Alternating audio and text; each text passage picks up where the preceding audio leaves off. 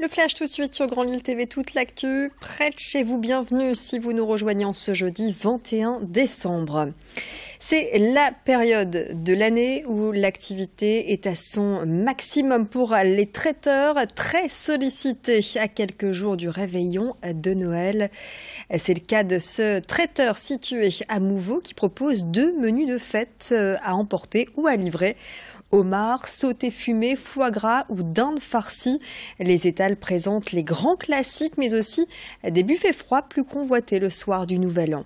L'effervescence autour de Noël, ce traiteur en a l'habitude. Depuis 61 ans, il prépare et concocte les plats qui accompagneront vos fêtes.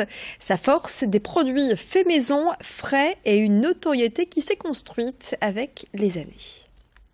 On propose aussi des menus tout faits au particulier avec soit 2 ou 3 plats. Par exemple, le numéro 1, c'est du haut de saumon fumé et mariné et après un pot-au-feu de homard. Et le menu numéro 2, donc c'est une belle assiette de foie gras, un filet de bar en marinière d'aromates et après un suprême de dinde farcie avec gratin, pompons d'épinards et champignons.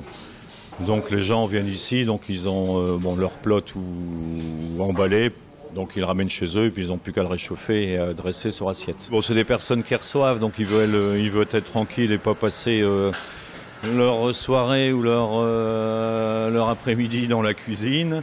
Comme ça, quand ils reçoivent, ils sont avec leurs invités. Et puis c'est notre raison d'être. Question de facilité, c'est la raison d'être d'un traiteur. Les jouets qui prendront place sous le sapin dimanche et lundi sont soumis à des tests rigoureux. Alors pour s'assurer qu'ils répondent bien aux normes européennes, la DGCCRF, la Direction générale de la concurrence, de la consommation et de la répression des fraudes, est en charge du contrôle.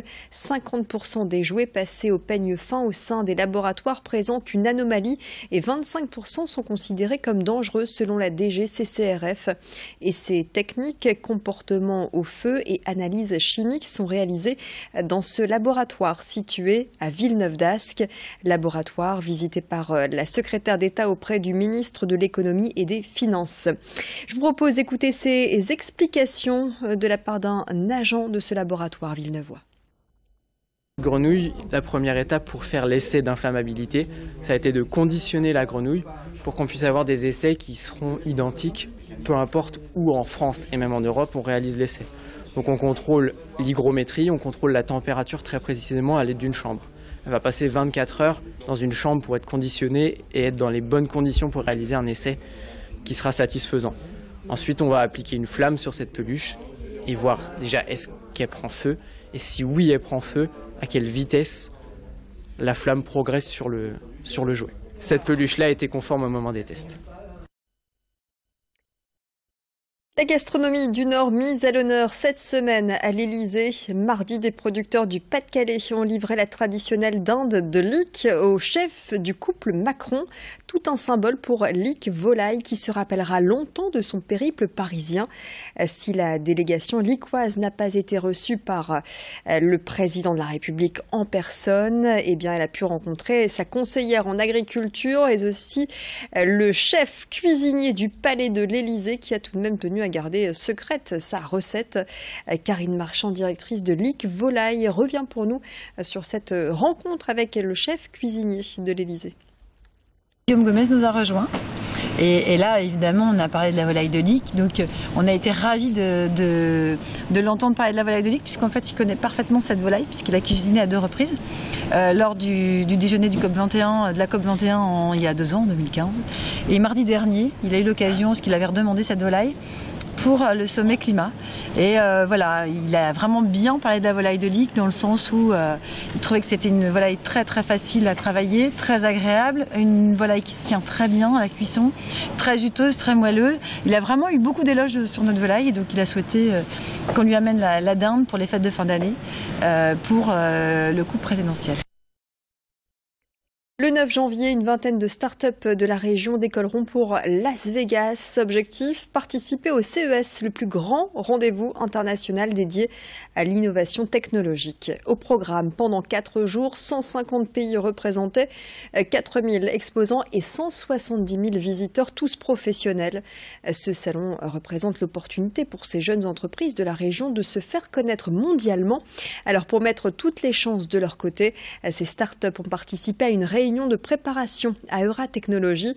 Parmi elles, la société Zocus, dirigée par Xavier Lucron.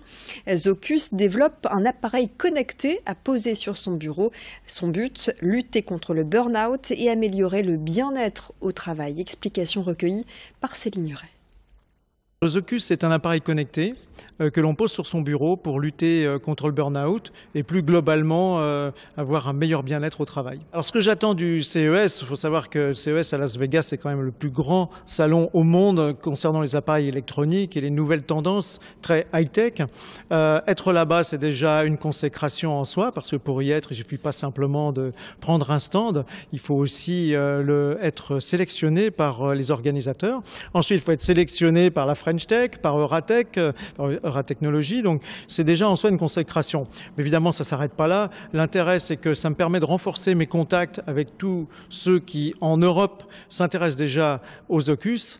Et puis, bien au-delà, mon objectif est de déployer le Zocus aux États-Unis à l'horizon 2019, et ça se prépare bien en amont.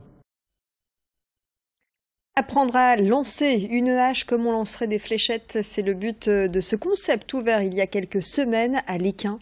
Ce sport nous vient du Canada, il commence à faire quelques émules chez nous. Objectif, viser le cœur de la cible pour accumuler le plus de points. Ça se joue en équipe. 11 pistes permettent à chacun de lancer une hache à 4 mètres de distance de la cible.